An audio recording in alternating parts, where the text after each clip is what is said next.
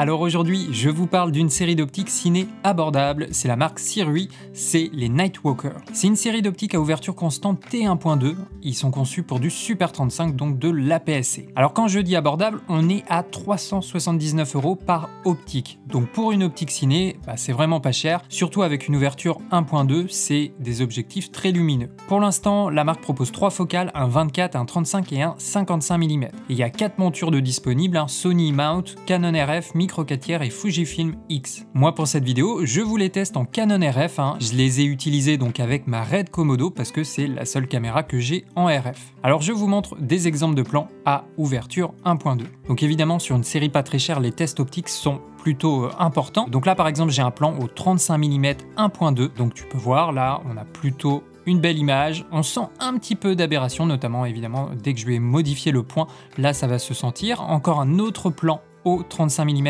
T1.2, donc on a une toute petite profondeur de champ, une petite zone de netteté, et encore une fois là on sent un petit peu les aberrations chromatiques. Alors ensuite je vous ai testé le flair toujours au 35 mm T1.2, donc tu peux voir dès qu'on passe à 1.4, le flair disparaît, en tout cas une bonne partie du flair. C'est vrai qu'à 1.2 il est assez présent, surtout si le soleil arrive presque face à la lentille, et à T2 voilà il y a quasiment plus de flair. Alors toujours au 35 mm au niveau de la distance minimale de mise au point, donc c'est 40 cm, ça reste correct on va dire, ça permet voilà de faire quand même un gros plan, mais on pourrait pas aller sur de la macro. Là c'est un plan au 55 mm et à ouverture 1.2, donc là tu peux voir on a vraiment une toute petite profondeur de champ, on a un beau flou d'arrière-plan. Là j'ai élargi un petit peu la valeur, on est au 35 mm T1.2 et on a vraiment un beau plan, c'est très flatteur pour le visage. Donc là c'est filmé avec la Red Komodo. Alors là tu peux voir 35 mm, voilà, on a une frange quand même très marquée, et tu vas voir qu'à T2 elle a quasiment disparu. À T2.8 on a quasiment plus de franges colorées, donc en fermant le diaph elle disparaît. Ensuite là donc c'est un test flair pour le 55 mm T1.2, donc là c'est un peu la même chose, on a du flair, il est moins présent évidemment quand on ferme l'ouverture. Là je suis à T4, voilà.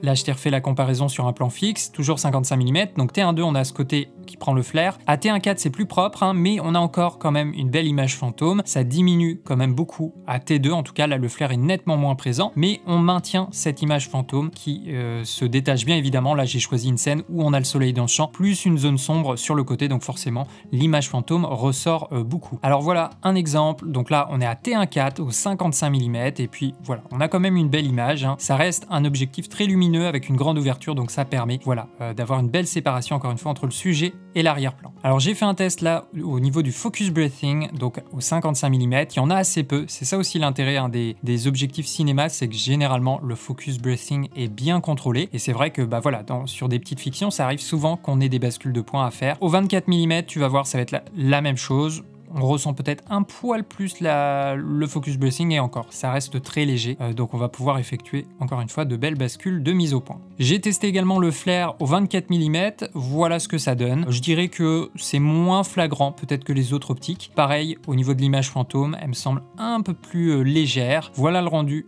au 24 mm au niveau du flair, donc tu vois T2, T1.4 et T1.2. À faire attention encore une fois, T1.2, si vous avez le soleil dans le champ, il vaut mieux refermer un petit peu le diaph. Là par exemple tu vois le soleil est juste hors champ, juste au-dessus du cadre, et on a quand même voilà un beau flair qui apparaît. Il diminue quand même assez rapidement, et à T2 on en a quasiment plus. Alors ça sera avec le 24 mm qu'on a la distance de mise au point la plus faible, donc 30 cm. Encore une fois ça permet de se rapprocher, de faire un gros plan, mais on n'est pas non plus sur de la macro. Alors j'ai fait ensuite une comparaison au niveau de l'ouverture pour vous donner une idée. Alors il y a très peu de différence je trouve entre T1.2 et T1.4, il y en a plus avec T2 évidemment et T2.8. Là on commence à avoir une profondeur de champ un peu plus grande, et à T4 voilà la zone de netteté continue de s'agrandir.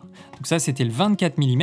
Au 35 mm donc T1.2 tu vois on a vraiment un beau flou d'arrière-plan, il reste très correct je trouve à T1.4, et voilà c'est plutôt à partir de T2, T2.8 qu'on commence à avoir une zone de netteté un peu plus grande, mais même là dans ce cas on arrive encore à avoir une séparation entre l'arrière-plan et le sujet. Et puis évidemment même chose au 55 mm, la profondeur de champ est très fine, on a un peu de diffraction aussi, donc il vaut mieux voilà éviter peut-être le T1.2, on aura une image un peu plus précise quand même à partir de T1.4 et même à partir de T2. Alors, autre point intéressant avec cette série, c'est que les 3 optiques ont le même gabarit, la même taille. Donc si vous utilisez des accessoires, vous n'avez pas besoin de rechanger à chaque fois leur position. Ils ont quasiment le même poids, entre le 24 et le 35, il y a juste quelques grammes de différence, et c'est le 55 qui est un peu plus lourd. On a le même diamètre, pour le filtre c'est du 67 mm. Au niveau de la bague de mise au point, j'en ai parlé, on a une rotation à 270 degrés, donc ça permet de faire des bascules de mise au point plutôt fluides et précises. On a aussi des repères de chaque côté sur l'objectif, c'est toujours plus pratique s'il y a un assistant caméra. Alors cette série, elle existe en 2 coloris, noir et gris métallique. Au niveau du prix, on l'a vu en début de vidéo, on les trouve à 379 €, donc c'est plutôt accessible pour des objectifs avec une ouverture 1.2.